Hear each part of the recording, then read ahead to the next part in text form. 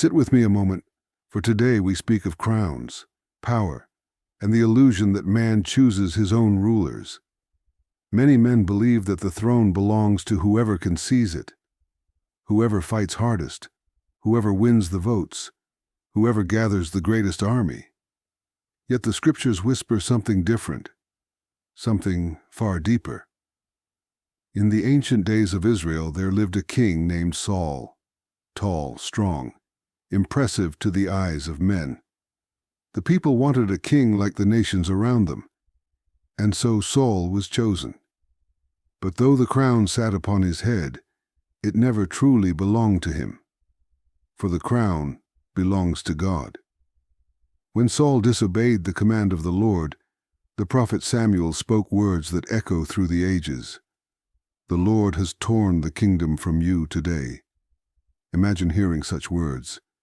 A king with armies, power, and authority, told that his throne had already been taken from him, not by rebellion, not by war, but by the will of God.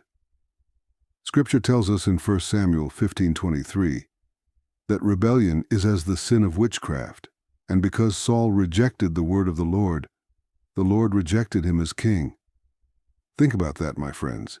No army removed Saul that day, no election, no uprising. Yet heaven had already decided the matter. For it is written in Daniel 2:21 that God changes the times and seasons. He removes kings and raises up kings. Men may campaign, men may scheme, men may fight and argue and declare victory, but the throne is never truly theirs to give. It belongs to God. And this truth is both comforting and frightening.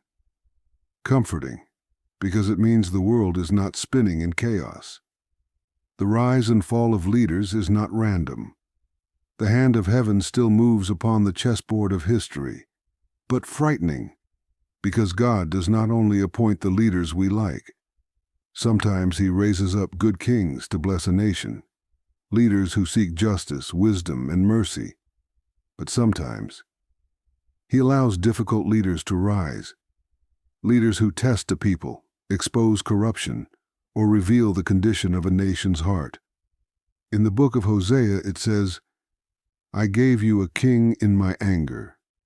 Yes, sometimes a leader is not a reward. Sometimes a leader is a lesson. This is why arguing endlessly over who truly holds power can miss the greater truth. The prophet understood something kings often forget. Authority is borrowed. The crown is on loan. A king may sit on the throne, but the throne itself belongs to God.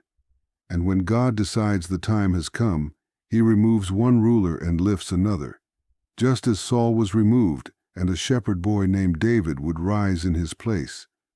A boy no army would have chosen, a boy no politician would have elected.